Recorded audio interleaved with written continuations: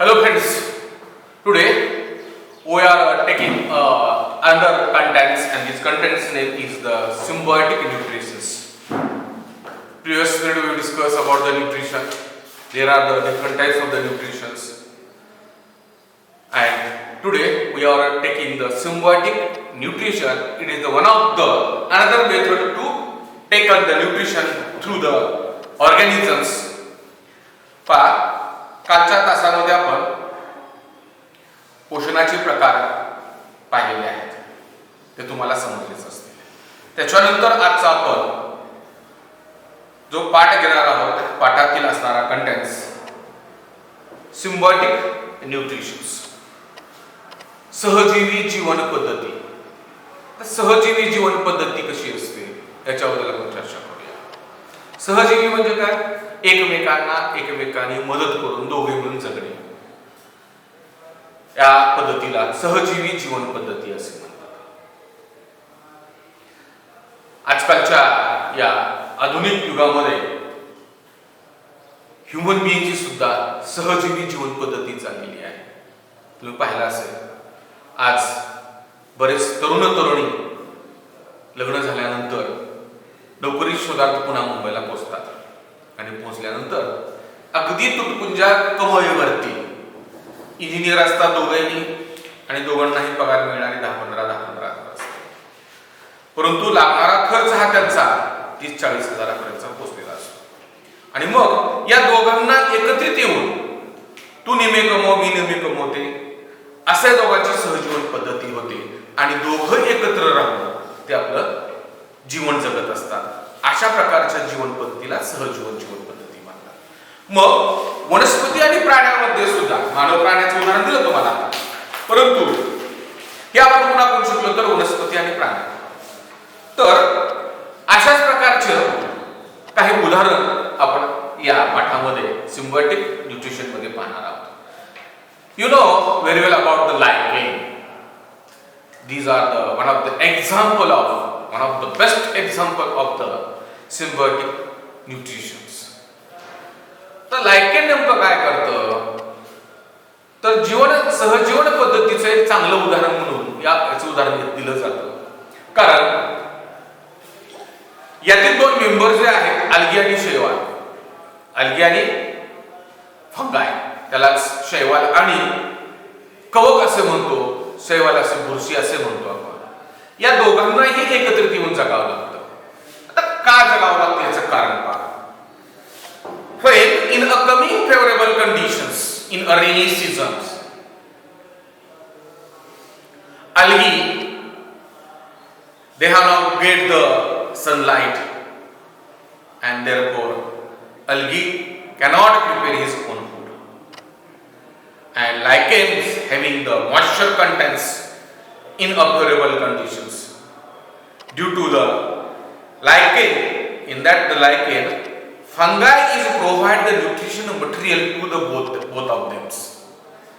त्या अल्गीला आणि फंगाय स्वतः अशा परिस्थितीमध्ये काय करत असते? अन्न पुरवत असते, पोषके पुरवत असते. आता नेमकं काय होतं पहा. पावसाळ्याच्या सीझन मध्ये पाऊस सातत्याने पडत असतो आणि पाऊस पडल्यामुळे सूर्याचं दर्शन होत नाही. सूर्याचं दर्शन न झाल्यामुळे सूर्यकिरण त्या लायकेनवरती पडत नाही आणि न पडल्यामुळे अल्गी म्हणजे शैवाल स्वतःचं अन्न स्वतः तयार करू शकत नाही. आणि जर शैवाल स्वतःचं अन्न स्वतः तयार करू शकत नसेल तर त्यांना जगता येणार नाही, ते जगू शकणार नाही, सर्वाइव्ह करू शकत नाही. त्यानंतर सर्वात महत्वाचं म्हणजे ती जात टिकून राहत नाही पुढच्या येणाऱ्या फेवरेबल कंडिशन पर्यंत. आणि म्हणून त्यांना अडॅप्टेशन कॅरेक्टर्स त्यांनी सुद्धा काय केलेलं आहे? अनुकूलनात्मक जीवन जगण्याची पद्धती विकसित केलेली आहे आणि या विकसित करण्याच्या पद्धतीलाच सहजीवी जीवन पद्धती असे म्हणतात. तर मीन्स या ठिकाणी नेमकं काय करतात हे दोघं जण एकत्र येऊन? तर पावसाळ्याच्या दिवसांमध्ये सूर्याची किरण त्यांच्यावर पडत नाही, त्यावेळेला लायकेनला पाणी पुरवठा भरपूर होतो, पाऊस पडत असतो. त्यामुळे हा लायकेन काय करतो, आपला बुरशी काय करते की स्वतः वाढू शकते पाण्याच्या जीवावरती आणि मग पुढचा टप्पा येतो उन्हाळ्याचा, त्यावेळेस पाणी कमी होतं आणि पाणी कमी झाल्यानंतर सूर्याची किरण त्यावेळेस त्या शैवालावरती पडायला लागतात आणि मग त्याचा रोग चालू होतो. शैवाल काय करतं, प्रकाश संश्लेषणाद्वारे आपलं स्वतःचं अन्न तयार करतं आणि मग कवक त्याच्यामध्ये त्याच्या असणाऱ्या ज्या स्पाइन्स आतमध्ये घालतो आणि मग त्यातून तो सकिंग करतो. सकिंग थ्रेड्सद्वारे त्यातील असणारे न्यूट्रिशन्स तो ऍब्सॉर्ब करतो आणि मग ऍब्सॉर्ब केल्यामुळे both of them live together and this type of the living together are known as the symbiotic nutritions. समजलं असेल सर्वांना सिम्बायोटिक न्यूट्रिशन म्हणजे काय? फक्त यांना जगण्यासाठी एकत्र येणाऱ्या पद्धतीला, जगण्याच्या पद्धतीला सहजीवी जीवन पद्धती असे म्हणतात. दुसरं आहे हेटेरोट्रॉपिक प्लांट्स. आता हेटेरोट्रॉपिक प्लांट्स म्हणजे do not content the chlorophyll. Hetero means दुसऱ्यावर अवलंबून असणारे. टोटली आता या ठिकाणी सहजीवन पद्धतीमध्ये सुद्धा ते एकामेकावरती अवलंबून होतात, परंतु हे एकापेक्षा जास्त किंवा दोनापेक्षा जास्त असणारे सजीव एकत्र येऊन अशा प्रकारची जीवन पद्धती जगत होते. यामध्ये काय हेटेरोट्रॉपिकमध्ये एक सजीव हा दुसऱ्या सजीवावरतीच अवलंबून राहतो, परंतु दुसरा सजीव याचा काही फायदा करून घेत नाही. अशा प्रकारच्या जीवन पद्धतीलाच काही आपण परजीवी जीवन पद्धती. त्यामध्ये do not content the chlorophyll. Heterotrophic plants मध्ये त्यांच्यात क्लोरोफिल नावाचा घटक जो असतो हरित वनस्पतीमध्ये तो करू शकतो, तो नसतो. त्यामुळे त्यांना डेव्हलपमेंट व्हायचे, ग्रोथ करायची, वाढ करायचा आहे, विकास करायचा आहे आणि मग हे करण्यासाठी त्यांना अन्न मिळवावं लागतं आणि अन्न मिळवण्यासाठी त्यांना दुसऱ्या सजीवावरती अवलंबून राहावं लागतं. पहा, heterotrophic plants do not content the chlorophyll. That type of the plants grow on the body of the other plants. अशा प्रकारचे जे सजीव आहेत ते दुसऱ्या सजीवाच्या शरीरावरती वाढत राहतात. Food are called the parasitic plants. Example Loranthus, Cuscuta. आणि तुम्ही शेतामध्ये गेल्यानंतर किंवा तुमच्या परसबागेतील असणाऱ्या बागेमध्ये सुद्धा त्या बागेमध्ये काही झाडावरती फक्त पिवळ्या रंगाच्या अशा वेलीच्या आकाराचे पान नसलेला भाग, पाईपासारखा भाग वाढत जातो. It is one of the most important examples of the heterotrophic plants. आता यांच्यामध्ये काय घडते नेमकं, तर यांच्यामध्ये क्लोरोफिल नाही. स्वतःचा स्वतः करू शकत नाही, स्वतःचा स्वतः करू शकत नाही, म्हणजेच त्यांना दुसऱ्यावरती अन्नासाठी, पोषणासाठी अवलंबून राहावं लागतं आणि मग पोषणासाठी अवलंबून राहावं लागतं. त्यावेळेस हे काय करतात की त्यांच्यातील असणाऱ्या आया त्यांच्यामध्ये घुसवतात आणि त्यांच्यातील असणारं पोषण द्रव्य शोषून घेऊन आपली उपजीविका भागवतात. यांचं उदाहरणात त्यांची नावं आहेत लॉरेन्थस आणि कस्कुटा. क्लिंबर वेली ज्या असतात अशा प्रकारच्या वेलीमध्ये पिवळ्या रंगाचं जे वेली असतात पान नसलेल्या, यांचं हे महत्वाचं उदाहरण आहे. त्यानंतर पुढचा भाग आहे इन्सेक्टिओरस प्लांट्स. इन्सेक्टिओरस प्लांट्स मध्ये these insectivorous plants generally grow on soil and water. कीटक भक्षी वनस्पती कीटकांचा वापर अन्नासाठी करत असतात. आता पहा, असे काही भूभाग आहेत, असे काही प्रदेश आहेत, त्या प्रदेशामध्ये नायट्रोजनचं प्रमाण जमिनीमध्ये कमी आढळतं आणि मग अशा प्रदेशामध्ये किंवा अशा जमिनीमध्ये किंवा अशा पाण्यामध्ये, कारण का these plants, insectivorous plants generally grow on soil and water. मातीवरती आणि पाण्यामध्ये ह्या वाढणाऱ्या वनस्पती आहेत इन्सेक्टिव्हरस. त्याचबरोबर ज्यांच्यामध्ये, ज्या पाण्यामध्ये किंवा ज्या जमिनीमध्ये नायट्रोजनचं प्रमाण कमी असतं अशा ठिकाणी ह्या वाढतात. मग अल्पशा प्रमाणामध्ये सुद्धा in a minute nature they need the nitrogen. That's why they are getting the another method for the survival, for the growth, for the development, and they taking this nitrogen another method like that. मग ह्या वनस्पती एकतर जमिनीच्या पृष्ठभागावर असतात, पाण्याच्या पृष्ठभागावर असतात, या वाढतात विकास करण्यासाठी. यांच्यातील स्वतःमधील रचना त्यांनी चेंज करून घेतलेली आहे. ह्या इन्सेक्युअर्स प्लांट्स यांच्यामध्ये पिवळा रंग आणि लाल रंगाचं त्यांचं पानांचं रचना असते. त्याच्या मार्जिनला, पानाच्या मार्जिनला हेअर लाईक स्ट्रक्चर असतं. They developing the hair-like structure as well as the sticky substances. The color of these leaves is pink and red.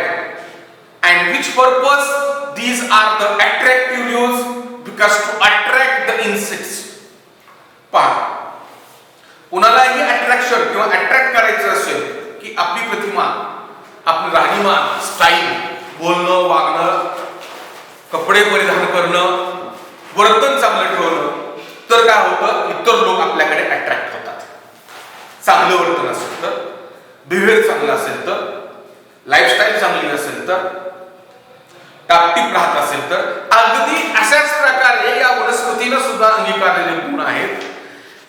त्याने चांगल्या रंगाचा त्याचं पानांची रचना त्याने डेव्हलप केलेली आहे, पिंक आणि रेड कलर. आणि या पिंक आणि रेड कलरमुळे त्यांचा अट्रॅक्टिव्हनेस हा वाढलेला आहे. त्याचबरोबर त्याच्या पानाच्या मार्जिनला, मार्जिन म्हणजे कडीचा भाग, hair like structure is appearing there. केसासारखे थोडे थ्रेड्स त्यांच्यावरती त्यांनी तयार केलेले आहेत, निर्माण केलेले आहेत, अनुकूलन करून घेतलेलं आहे. त्याचबरोबर sticky substances also appearance on this leaves. आता या सगळ्यांचा उपयोग त्या ठिकाणी काय होतो, the insects are attracted toward this colours looking a fantastic leaves. When they put on these legs on these leaves, due to the sticky substances to capture them, after capturing the leaves of this arrangement is closing toward this, and in between the two leaves, the insects are put in the two leaves. तिथं काय घडतं, दोन पानांमध्ये हा insect तिथं अडकतो आणि अडकल्यामुळे तो तिथं मरतो.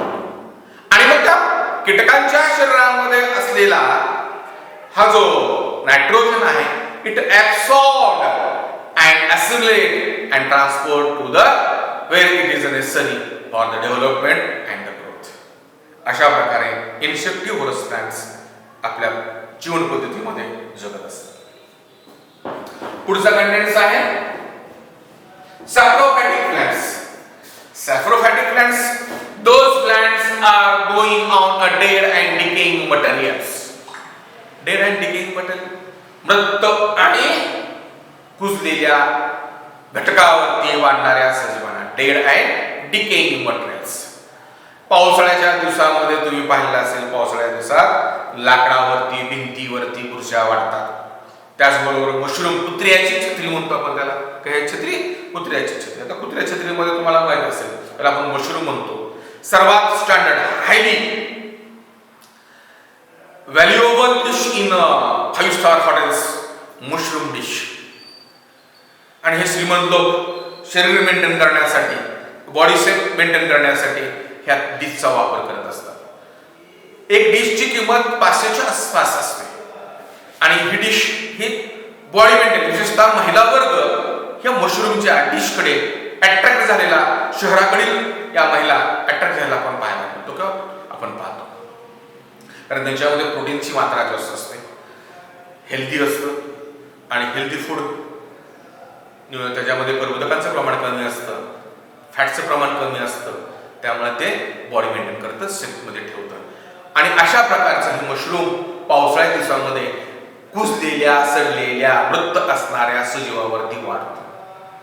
म्हणून म्हटलंय saprophytic plants are growing on the dead and decaying materials. When they are growing at the dead and decaying materials, this when they are growing on the dead and decaying materials, for these materials, the saprophytic natures, they arising the thread-like structure, those dead and decaying materials and absorb the nutrients.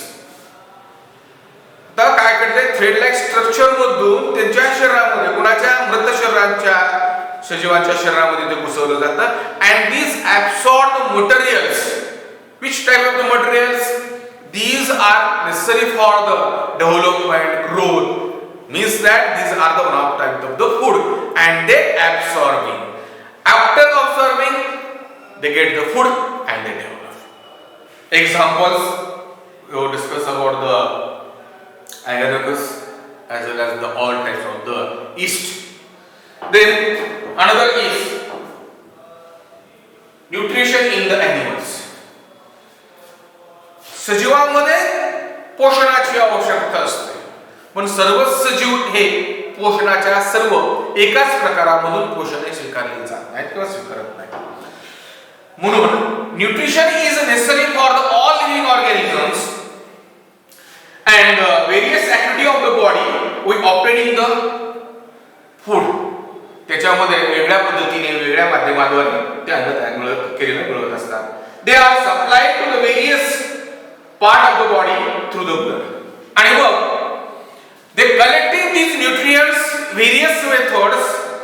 After collecting, this material is not transported like collecting and transported. It is a conversion is there, and this conversion is this collecting the simple structure material is converted in the complex structure material is converted into simple substances.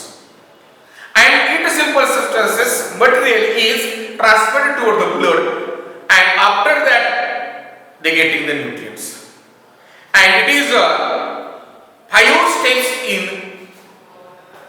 nutrition in the animals. One is ingestion, digestion, absorption, assimilation and ingestions. Firstly we are discussing about the ingestions. Food is taken into the body. आता अन्न पदार्थ injection म्हणजे आत घेणे. उदाहरणार्थ अन्न पदार्थ तोंडावाटे आत घेणे या प्रक्रियेला इंजेक्शन असे म्हणतात. आता तोंडावाटे आत घेतल्यानंतर त्याची क्रिया काय होते? लागलीच आपलं दात चावायला लागतो. तो अन्न पदार्थ सलावादात मिसळतो आणि त्यानंतर त्याची गोळी बनते आणि अन्न पुढे ढकललं जातं. पुढे डायजेस्टिव्ह एन्झाईम्स तिथे सिक्रेट होतात आणि मग डायजेस्टिव्ह एन्झाईम्स मार्फत पुढे काय होतं आपण पाहू. त्यानंतर injection is digestion. Digestive enzymes digest this material. पचवण्याची क्रिया त्या एन्झाईम्स मार्फत पूर्ण होते. Conversion of the food in the simple substances forms. आणि या प्रकारला काय म्हणायचं आहे? साध्या पदार्थात रूपांतर करणे. कॉम्प्लेक्स मटेरियल जे असतं अन्न पदार्थाचं आपण ग्रहण केलेलं. कारण कुठल्याही अन्न पदार्थामध्ये एकच न्यूट्रिशन सापडत नाही, तर त्याच्यामध्ये कर्बोदके, प्रथिने, स्निग्ध पदार्थ हे सगळे घटक असतात. म्हणजे कॉम्प्लेक्स असतं आणि या कॉम्प्लेक्सला साध्या पदार्थात रूपांतर करायचं असतं. थर्ड आहे absorption. Transfer the soluble food in the blood. Absorption म्हणजे काय? आता पहा या ठिकाणी डायजेशन मध्ये जे साध्या पदार्थात रूपांतर झालेलं आहे, हा साधा पदार्थ ऍब्सॉर्ब केला जातो आणि ऍब्सॉर्ब केलेला पदार्थ रक्ताकडे पाठवला जातो आणि मग रक्ताकडे पाठवल्यानंतर ती स्टेप झाली ऍसिमिलेशन. त्याला सात्मीकरण असे म्हणतात. या सात्मीकरणामध्ये रक्त शरीराकडून सर्व अवयवाकडे वाहून घेतलं जातं आणि मग तिथं वाहून नेल्यानंतर प्रत्येक अवयवापर्यंत पोहोचल्यानंतर अवयवामध्ये टिश्यूज असतात. टिश्यू नंतर सेल असतं आणि in that cells these absorb this blood and conversion takes place. Mitochondria प्रत्येक पेशीमध्ये असतो and these mitochondria absorb this material and conversion into the chemical energy. बरोबर आहे? अशा पद्धतीने assimilation घडतं.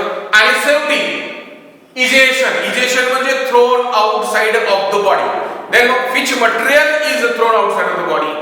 Those material is non digested म्हणजे ते पचलेलं नसलेलं अन्न पदार्थाचे घटक असतील. त्याचबरोबर त्या ठिकाणी waste product, removing of the waste material and undigested food materials are eject through the egestions 5th stage. जे अन्नग्रहण आपण केलेलं असतं, अन्नग्रहण केल्यानंतर पचलेल्या पदार्थाचं वेस्ट मटेरियल तयार होतं आणि काही न पचलेले घटक असतात. या सर्व पदार्थाचं त्यातून अब्सॉर्प्शन करून घेतलं. नंतरचा जो मटेरियल राहतो शिल्लक, तो राहिलेला मटेरियल थ्रोन आउट करणे, या प्रकारला काय म्हणायचं? इजेशन्स. थँक्यू. आज आपण हा पोषणाचा न्यूट्रिशनचा भाग पाहिलाय. पुढच्या भागाला आपण पुढचा कंटेंट्स म्हणजेच types of the nutrition in animals म्हणावं. थँक्यू.